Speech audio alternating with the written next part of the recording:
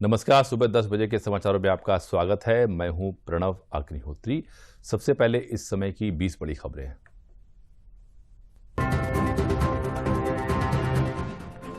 Italy पहुंचे प्रधानमंत्री Narendra Modi. G7 के आउटरीच में होंगे शामिल। आर्टिफिशियल इंटेलिजेंस, ऊर्जा, अफ्रीका और भूमध्य सागर पर होगा फोकस।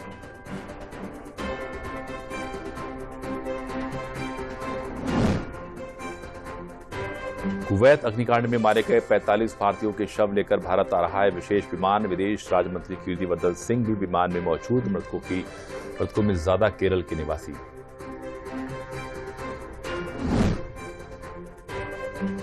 शराब घोटाले के आरोपी अरविंद केजरीवाल की जमानत पर आज निचली अदालत में होगी सुनवाई। वहीं स्वाति मालीवाल केस में विभव कुमार की जमानत पर भी आज हाईकोर्ट में होगा फैसला। जम्मू कश्मीर के सभी स्कूलों में राष्ट्रगान अनिवार्य। छात्रों के बीच एकता और अनुशासन की भावना पैदा करना है मुख्य उद्देश्य।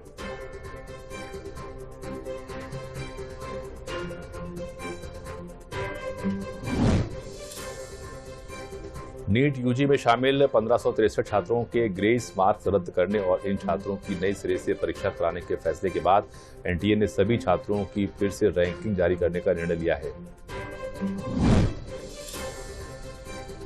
लगातार दूसरी बार शिक्षा मंत्री बने धर्मेंद्र प्रधान ने नीट यूजी परीक्षा में गड़बड़ी के आरोपों को पूरी तरीके से खारिज कर दिया और कहा कि अब तक इसके प्रश्न पत्र लीक होने का कोई प्रमाण नहीं मिला है।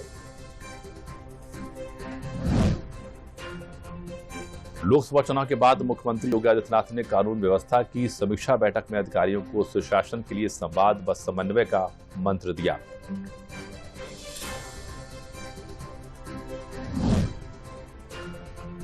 यूपी पुलिस के दागी पुलिसकर्मियों पर बड़ी कार्रवाई शुरू हो गई है। आगरा में 2 दिन के अंदर 12 दरोगा, 6 मुंशी सहित 55 पुलिसकर्मियों को निलंबित कर दिया गया है।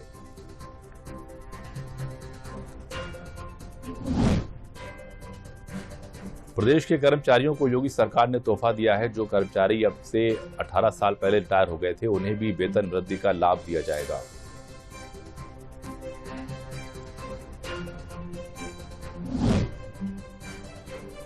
सीएम योगी ने वरिष्ठ अधिकारियों के साथ ऑनलाइन समीक्षा बैठक की। कहा कि 16 जून को गंगा दशहरा, 17 जून को बकरीद, 18 जून को ज्येष्ठ माह के मंगल और 21 जून को अंतर्राष्ट्रीय योग दिवस का आयोजन है।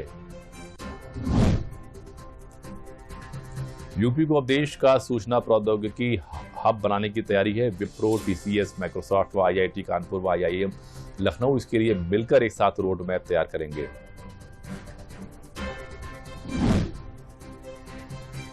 लोकसभा चुनाव के बाद उत्तर प्रदेश में एक बार फिर चुनावी बयार रहेगी। प्रदेश के शहरी निकायों, नगर निगम, नगरपालिका परिषद, नगर पंचायत आदि में चेयरमैन, सभासद, पार्षद व सदस्य आदि के रिक्त पदों पर आयोग चुनाव करवाने जा रहा है।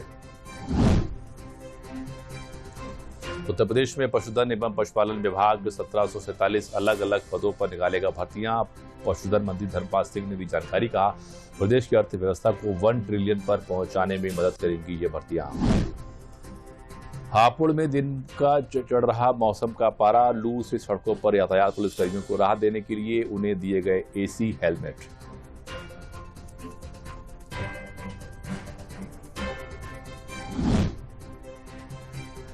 देश विदेश में इलाहाबादी सेविया अमरूद के नाम से भी एक अलग ही पहचान है। पहली बार ओमान के साथ निर्यात शुरू हो गया है।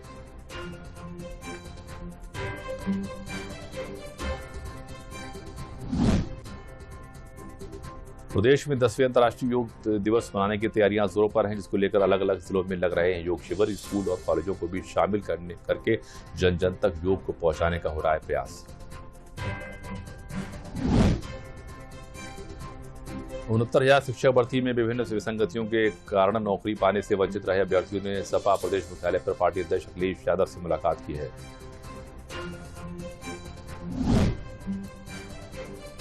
उत्तर प्रदेश में सामुदायिक लामबंदी पर केंद्रीय जनसंख्या स्थिरीकरण पखवाड़े का दूसरा चरण 27 जून से शुरू होगा और 10 जुलाई तक चलेगा। इस अवधि में प्रदेश सरकार विभिन्न गतिविधियां आयोजित करवाएगी। गर्मी को देखते हुए परिषदीय स्कूलों में पढ़ रहे विद्यार्थियों की छुट्टियां बढ़ाने की तैयारियां की जा रही हैं। अभी 18 जून से परिषदीय स्कूल खुल रहे हैं। ऐसे में बेसिक शिक्षा विभाग ग्रीष्मकालीन अवकाश बढ़ाने पर विचार कर रहा है। प्रदेश में बिजली की मांग 30,000 मेगावाट पार करते हुए एक बार फिर नया रिकॉर्ड कायम किया है। 12 जून की रात 10 से 12-11 बजे के बीच 35 मिनट तक 30,240 मेगावाट बिजली आपूर्ति की गई। और अब समाचार विस्तार से। लगातार तीसरी बार प्रधानमंत्री पद के तौर पर कामकाज संभालने के बाद प्रधानमंत्री नरेंद्र मोदी पहले आधिकारिक विदेश दौरे पर इटली गए हैं। यहां प्रधानमंत्री G7 के आउटरीच सत्र में भाग लेंगे। इस सत्र में आर्टिफिशियल इंटेलिजेंस, ऊर्जा, अफ्रीका और भूमध्य सागर पर ध्यान केंद्रित किया जाएगा। इटली की अध्यक्षता में G7 शिखर सम्मेलन ने चालू वित्त वर्ष के लिए कुछ प्रमुख प्राथमिकताएं चुनी हैं, जैसे रूस, यूक्रेन, मध्य पूर्व में संघर्ष, विकासशील देशों के साथ संबंध और अफ्रीका और भारत प्रशांत क्षेत्र पर ध्यान केंद्रित करने वाली उभरती अर्थव्यवस्थाएं। शिखर सम्मेलन से अलग प्रधानमंत्री नरेंद्र मोदी G7 के नेताओं, आउटरीच देशों और अंतर्राष्ट्रीय संगठनों के साथ द्विपक्षीय बैठकें और चर्चा करेंगे। पीएम नरेंद्र मोदी G7 शिखर सम्मेलन में हिस्सा लेने के लिए इटली पहुंच गए हैं। प्रधानमंत्री ने सोशल साइट एक्स पर लिखा कि G7 शिखर सम्मेलन में हिस्सा लेने के लिए इटली पहुंच गया हूं। वैश्विक नेताओं के साथ सार्थक चर्चा में शामिल होने के लिए उत्सुक हूं। हमारा लक्ष्य साथ मिलकर वैश्विक चुनौतियों का समाधान करना और उज्जवल भविष्य के लिए अंतर्राष्ट्रीय सहयोग को बढ़ावा देना है। कुवैत में भारतीय दूतावास ने नई जानकारी दी है कि कुवैत आग हादसे में मारे गए भारतीयों को लेकर विशेष विमान कोची के लिए रवाना हो चुका है। कुवैत में भारतीय दूतावास ने बताया है कि दक्षिणी कुवैत में बुधवार को 6 मंजिला इमारत में लगी भीषण आग में हताहत हुए 45 भारतीयों के शवों को लेकर वायुसेना का एक विशेष विमान कोची के लिए उड़ान भर चुका है। विदेश राज्य मंत्री कीर्तिवर्धन सिंह ने कुवैती अधिकारियों के साथ समन्वय स्थापित करके हादसे में मारे गए भारतीयों के शवों को स्वदेश वापसी के लिए मार्ग सुनिश्चित किया। विदेश राज्य मंत्री कीर्तिवर्धन सिंह खुद उसी विमान से स्वदेश वापस लौट रहे हैं।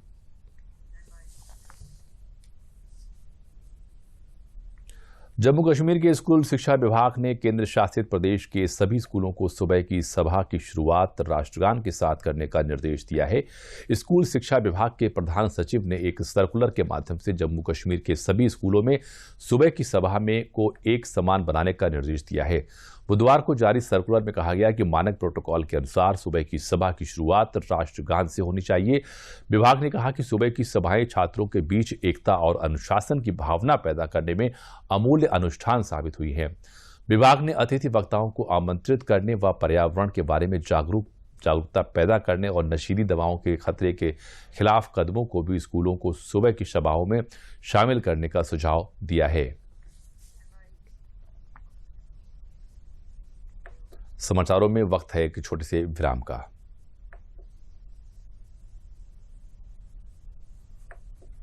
चेक जाना पड़ेगा। अरे गेम छोड़ के 1 महीना हो गया कंप्लेंट किए हुए, बैंक रिफंड ही नहीं कर रहा है। कंप्लेंट करनी है। अरे बैठिए बैठिए यहीं से कर लीजिए आरबीआई के ऑम्बुड्समैन को। कैसे? आरबीआई अधिकृत बैंक, एनबीएफसी या डिजिटल लेन देन के जितने भी प्लेटफॉर्म्स हैं उनकी शिकायत आप कर सकते हैं घर बैठे बैठे आरबीआई के सीएमएस पोर्टल पर। ये हो गया चेकमेट। कंप्लेंट करेंगे क्या? आरबीआई कहता है जानकार बनिए, सतर्क रहिए। मुख्यमंत्री योगी आदित्यनाथ ने अपने सरकारी आवास पर वीडियो कॉन्फ्रेंसिंग के माध्यम से आगामी पर्व एवं त्योहारों के दृष्टिगत सुदृढ़ कानून व्यवस्था व श्रद्धालुओं की सुविधाओं के संबंध में शासन स्तर के वरिष्ठ अधिकारियों के साथ पुलिस कमिश्नरों, मंडलायुक्तों, जिलाधिकारियों व वरिष्ठ पुलिस अधीक्षक, पुलिस अधीक्षकों द्वारा की जा रही तैयारियों की समीक्षा की आवश्यक दिशा निर्देश दिए। मुख्यमंत्री ने कहा कि आगामी 16 जून को गंगा दशहरा, 17 जून को बकरीद, 18 जून को ज्येष्ठ माह का बड़ा मंगल का पर्व है, 21 जून को अंतर्राष्ट्रीय योग दिवस का आयोजन है, जुलाई माह में मुहर्रम और कांवड़ यात्रा जैसे पवित्र कार्यक्रम होने हैं। स्वाभाविक रूप से यह समय कानून व्यवस्था की दृष्टि से अत्यंत संवेदनशील है। शासन प्रशासन को 24 घंटे एक्टिव मोड में रहने की आवश्यकता है। मुख्यमंत्री ने कहा कि बकरीद पर कुर्बानी के लिए स्थान का चिन्हांकन पहले से ही होना चाहिए। विवादित संवेदनशील स्थलों पर कुर्बानी नहीं होनी चाहिए। प्रत्येक दशा में यह सुनिश्चित करें कि कहीं भी प्रतिबंधित पशु की कुर्बानी न हो। हर जिले में कुर्बानी के उपरांत अपशिष्ट के निस्तारण की व्यवस्था कार्य योजना होनी चाहिए। नमाज परंपरा अनुसार एक निर्धारित स्थल पर ही हो। उत्तर प्रदेश का पशुधन एवं पशुपालन विभाग प्रदेश में 1747 अलग अलग पदों पर भर्तियां निकालेगा।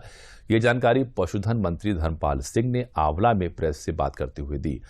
पशुधन मंत्री ने बताया कि प्रदेश की अर्थव्यवस्था को 1 ट्रिलियन तक पहुंचाने में पशुधन से जुड़े किसानों को फायदा पहुंचाने के लिए ये रिक्तियां निकाली गई हैं ताकि कर्मचारियों की कमी को पूरा कर योजनाओं का लाभ किसानों तक पहुंचाया जा सके ताकि वो मुनाफा कमा सकें।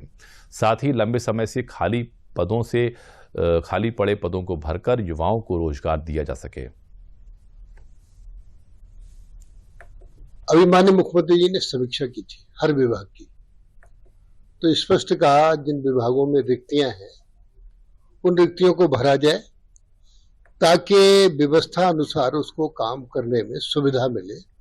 तो हमारे विभाग में पशुधन दुग्ध विकास में 1747 लगभग 1750 नियुक्तियां हैं, जिसमें बीओज की हैं, पशुधन प्रसार अधिकारी की हैं और भी हैं। कुछ हम आउटसोर्सिंग पर भी लेंगे जहां स्थान रिक्त हैं। तो क्योंकि अभी देश की अर्थव्यवस्था को ठीक करने के लिए $1 ट्रिलियन इकोनॉमी हो उत्तर प्रदेश की आर्थिक व्यवस्था, इसमें पशुधन की भी बहुत उपयोगिता है। कन्नौज जिले में निर्बाध बिजली आपूर्ति के लिए प्रदेश के समाज कल्याण राज्य मंत्री स्वतंत्र प्रभार असीम अरुण ने कलेक्ट्रेट सभागार में बिजली विभाग के अधिकारियों के साथ समीक्षा बैठक की। बैठक के दौरान मंत्री असीम अरुण ने जिले के शहरी व ग्रामीण इलाकों में विद्युत आपूर्ति संबंधी समस्याओं का समाधान करने का निर्देश दिया। मंत्री असीम अरुण ने बताया कि मुख्यमंत्री योगी आदित्यनाथ ने बिजली व्यवस्था को सुधारने के लिए प्रोजेक्ट री रैम्प के अंतर्गत 120 करोड़ की धनराशि आवंटित की है। इस धनराशि से बिजली सब स्टेशन बनाए जाएंगे। इससे आने वाले समय में कन्नौज में 100% बिजली की आपूर्ति हो सकेगी।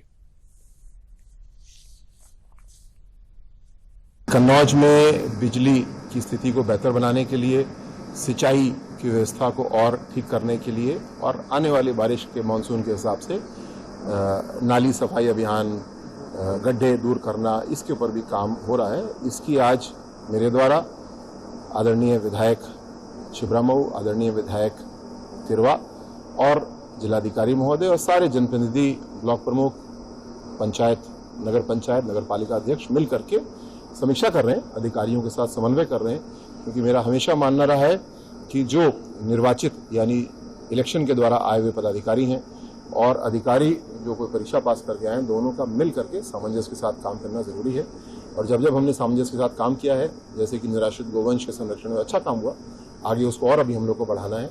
आज इन तीनों विषयों पर चर्चा हो रही है, विचार विमर्श हो रहा है और कन्नौज के नागरिकों के लिए हम लोग बेहतर सेवा करने के लिए तैयार हो रहे हैं।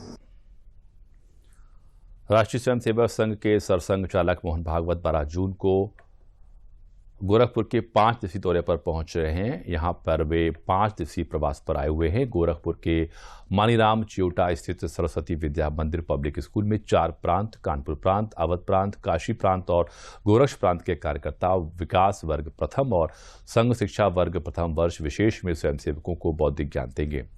लोकसभा चुनाव के बाद उनका पहली बार गोरखपुर आगमन हुआ है। गोरखपुर में कार्यकर्ता विकास वर्ग और संघ शिक्षा वर्ग 3 जून को प्रारंभ हुआ है, जो 24 जून तक चलेगा। इस दौरान मुख्यमंत्री योगी आदित्यनाथ जिस दिन भी गोरखपुर प्रवास पर रहेंगे, वे संघ प्रमुख मोहन भागवत से वर्ग के दौरान ही शिष्टाचार की भेंट कर सकते हैं। समाचार अभी जारी रहेंगे, पहले लेते हैं ये विराम। रोज सिर्फ 2 सेंट्रम ऑस्ट्रो कैल्शियम लगते हैं आपकी विटामिन डी और कैल्शियम की कमी को पूरा करने में। 2 हड्डियों को दम with Centrum Austro calcium. Jammu में तीर्थयात्रियों की बस पर हुए आतंकी हमले में के शिकार मेरठ के 3 युवकों को मेरठ लाया गया, जहां उन्हें मेरठ मेडिकल कॉलेज में भर्ती कराया गया है। अब तीनों ही युवकों की हालत स्थिर है। शिवखोड़ी से बस कटड़ा लौट रही थी और अचानक ही उस पर आतंकवादी हमला हो गया। उस बस में मेरठ के पवन, तरुण और प्रदीप भी थे, जो हमले में घायल हुए हैं। मेरठ मेडिकल कॉलेज के डॉक्टर प्रोफेसर अरविंद कुमार ने बताया कि तीनों घायलों में घायल पवन की एक गंभीर चोट आई है, बाकी 2 घायलों की स्थिति सही है। वहीं आतंकी हमले में घायल पवन और प्रदीप ने आतंकी हमले की तस्वीर बयां करते हुए बताया कि बस कुछ दूरी पर ही चली थी और उस पर आतंकवादी हमला हो गया। अगर बस खाई में न गिरती तो किसी की भी जान नहीं बच पाती। आतंकी हमले के बाद वहां के स्थानीय लोगों और पुलिस प्रशासन की मदद से हमें बाहर निकाला गया। ये तीनों पेशेंट आए, जिनमें एक पेशेंट को पैर में ज़्यादा चोट थी और दो जो पेशेंट लगभग स्टेबल थे, जिनके हाथ में हल्की फुल्की सी चोट थी। तीनों पेशेंट्स की इस समय कंडीशन ठीक है, सारी हमने जांचें कराई, ब्लड की भी, अल्ट्रासाउंड भी, एक्सरे भी। सीनियर डॉक्टर्स को, सर्जरी वाले, ऑर्थो वाले सबको दिखा चुके हैं। इस समय पेशेंट बिल्कुल स्टेबल है। अल्ट्रासाउंड में जो पेशेंट ये दोराला वाला है, जिसको थाई में और पैर में चोट लगी थी, उसका जब अल्ट्रासाउंड पहली बार करके देखा तो उसमें ब्लड क्लॉट थे। उनको हमने एस्पिरेट करके निकाल दिए ब्लड क्लॉट। उसके बाद जब अल्ट्रासाउंड पे आया तो एकदम से नॉर्मल है और हल्की सी सब टिश्यू स्वेलिंग बची है उसको, और दो पेशेंट बिल्कुल स्टेबल है। वहाँ पे हम शिवखोड़ी से दर्शन करके जैसे ही वापस आ रहे थे, रास्ते में हमारी बस पे अटैक हुआ। बस सीधे खाई में गिर गई। खाई में गिरने के बाद में जैसे तैसे अपने आप को निकाल के ऊपर वापस रोड पे आए। फिर वहाँ पे लोकल सपोर्ट मांगा लोगों से, लोगों ने सपोर्ट किया वहाँ पे भी। फिर वहाँ से लोगों को रेस्क्यू किया, नीचे से निकाला। फिर पुलिस सपोर्ट लिया प्रशासन का, तो वहाँ पे सब कुछ, पुलिस भी टाइम से आ गई और वहाँ पे हमें एम्बुलेंस भी मिल गई जो हमें नज़दीकी CHC में ले गई। हमारी बस जो है 5:30 के समथिंग शिवखोड़ी से चली और 6 बजे के करीब 10 किलोमीटर ही बस चल निकली होगी हमारी, कि जैसे ही पहाड़ी से आगे बढ़े हम तो एकदम से गोलियां चलने की आवाज़ आई। उसमें हमारा ड्राइवर एकदम से घायल हुआ और हमारी बस जो है खाई में गिर गई। भदोही में कोर्ट ने आचार संहिता के उल्लंघन के मामले में जेल में बंद पूर्व विधायक बाहुबली विजय मिश्रा को 1 महीने के कारावास और 200 रुपए के अर्थदंड की सजा सुनाई है। 2009 में लोकसभा चुनाव के दौरान मुकदमा दर्ज किया गया था। बताया जाता है कि 2009 में लोकसभा चुनाव के दौरान 5 अप्रैल को ऊंच थाने में बाहुबली विजय मिश्रा के विरुद्ध आचार संहिता के उल्लंघन के मामले में मुकदमा दर्ज किया गया था। मामले में भदोही जनपद की MP MLA कोर्ट ने विजय मिश्रा को दोषी करार देते हुए 1 महीने के कारावास और 200 रुपए के अर्थदंड से दंडित किया है।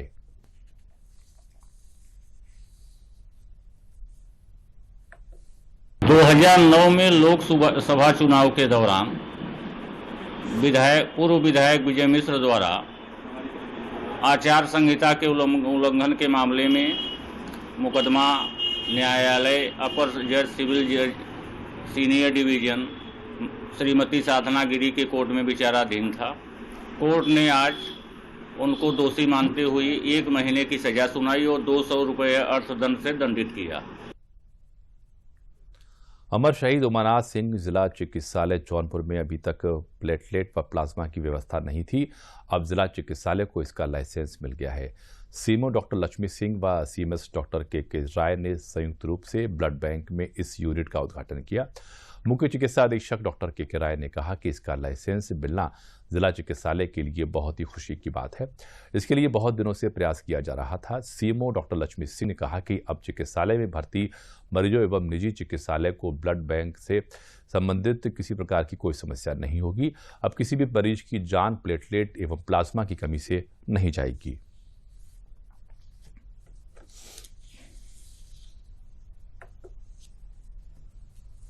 डेंगू के सबब प्लेटलेट की बहुत आवश्यकता पड़ती है। अब इसके लिए बाहर प्राइवेट से करवाना पड़ता था। अब इसकी जरूरत नहीं पड़ेगी। हमारे जिला अस्पताल में ही ब्लड कंपोनेंट सर्विस लग चुका है। अब लोगों को प्लेटलेट यहाँ से सप्लाई होगा। हम लोगों के हमारी जौनपुर के लिए बहुत बड़ी उपलब्धि है। आप लोगों की बहुत शिकायत होती थी प्लेटलेट्स नहीं मिल रहा है जिला अस्पताल में, तो इस साल ये बहुत सौभाग्य है कि हम लोगों के पास ब्लड कंपोनेंट सेपरेशन यूनिट आ गया है। आप सब देख चुके हैं, डेमोन्स्ट्रेशन भी हो चुका है।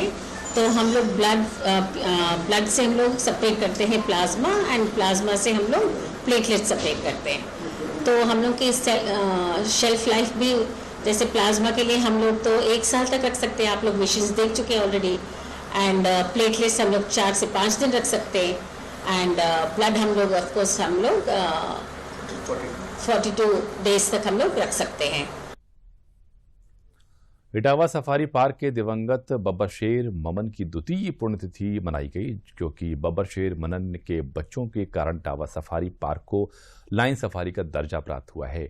उससे पूर्व के सभी शावकों की मृत्यु हो गई थी। इस मौके पर बब्बर शेर ममन के चित्र पर पुष्प अर्पित किए गए तथा सफारी पार्क प्रशासन द्वारा बब्बर शेर मनन की याद में एक वट वृक्ष का रोपण किया गया। बब्बर शेर मनन की स्मृतियों, उसके द्वारा प्रयोग किए गए सम्मान को लेकर एक संग्रहालय की स्थापना भी की गई, जिसका अनावरण सफारी पार्क के निदेशक डॉक्टर अनिल कुमार पटेल ने किया। इसके उपरांत इटावा सफारी पार्क के निदेशक द्वारा मनन सभागार में मनन की स्मृति पर बनी फिल्म एवं यादों के संकलन को साझा किया गया।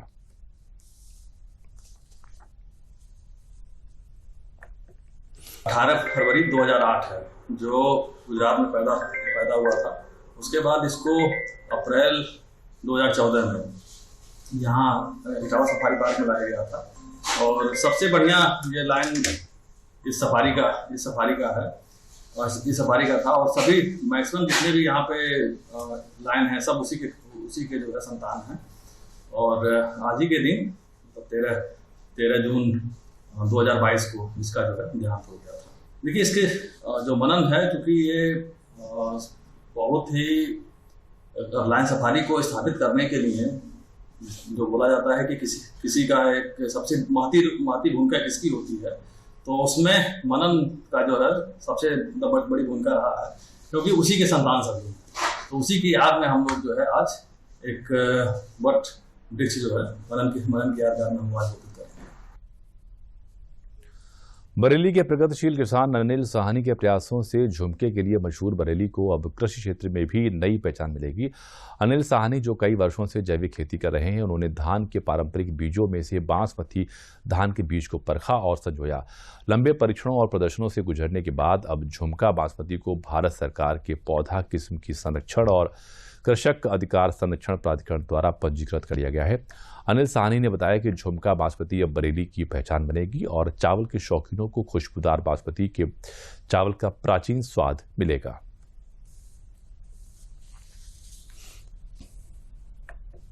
सन 2010 में हमने जैविक खेती का अपना ये जो प्रोजेक्ट है इसको शुरू किया था और उसके शुरुआत से ही एक चीज़ मन में थी कि हम अपने जो हमारे यहाँ के जो ग्राहक हैं उनके लिए ऐसा उत्पाद दें जो कि प्योर हो, जिसमें कोई केमिकल्स ना हो और जिसका न्यूट्रिशन बहुत अच्छा हो, पौष्टिक हो जो। तो उसी कड़ी में हमारे पास जो बीज थे, जो पारिवारिक रूप से संरक्षित बीज चले आ रहे थे हमारे परिवार में, उसको ही हम लोगों ने प्रयास किया। तो उस कड़ी में जब हमने बासमती चावल की इस प्रजाति को देखा पूरी तरह से, तो ये लगा और इसकी जब टेस्टिंग हुई तो इसका जो न्यूट्रिशन है वो बहुत अच्छा था।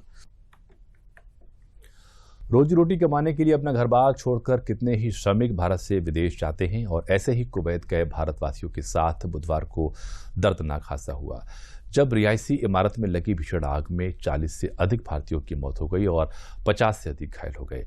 प्रधानमंत्री ने तुरंत आपात बैठक की और प्रधानमंत्री के निर्देश पर विदेश राज्य मंत्री कीर्तिवर्धन सिंह दुख की इस घड़ी में भारतवासियों का साथ देने के लिए कुवैत पहुंचे, जहां उन्होंने अस्पतालों का दौरा कर घायल भारतीयों का हालचाल जाना और उन्हें भारत सरकार की ओर से हर संभव मदद का आश्वासन दिया।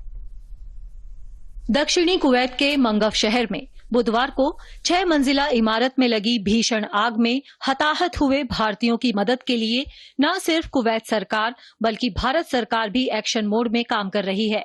प्रधानमंत्री नरेंद्र मोदी के निर्देश पर विदेश राज्य मंत्री कीर्तिवर्धन सिंह कुवैत पहुंचे।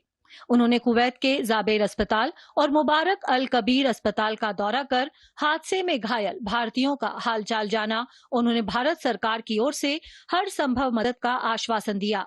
उन्होंने भारतीयों की अच्छी देखभाल करने के लिए अस्पताल के अधिकारियों, डॉक्टरों और नर्सों की सराहना की।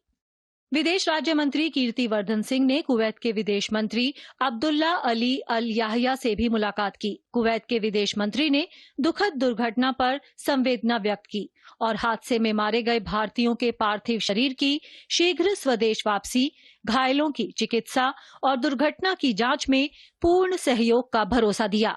विदेश राज्य मंत्री कीर्तिवर्धन सिंह ने कुवैत सरकार द्वारा दिए जा रहे सहयोग के लिए आभार जताया। उन्होंने कहा कि मृतकों की पहचान होते ही वायुसेना का विमान भारतीयों के शवों को वापस ले जाने के लिए तैयार है। विदेश राज्य मंत्री कीर्तिवर्धन सिंह ने कुवैत के उप प्रधानमंत्री शेख फहद यूसुफ सऊद अल सबा से भी मुलाकात की। कुवैत के उप प्रधानमंत्री ने बताया कि महामहिम अमीर ने सभी आवश्यक सहायता और सहयोग सुनिश्चित करने के निर्देश दिए हैं। विदेश राज्य मंत्री ने कुवैती अधिकारियों द्वारा प्रदान की जा रही सक्रिय सहायता के लिए कुवैत के नेतृत्व को धन्यवाद दिया। और इसी के साथ समाचार समाप्त हुए। नमस्कार।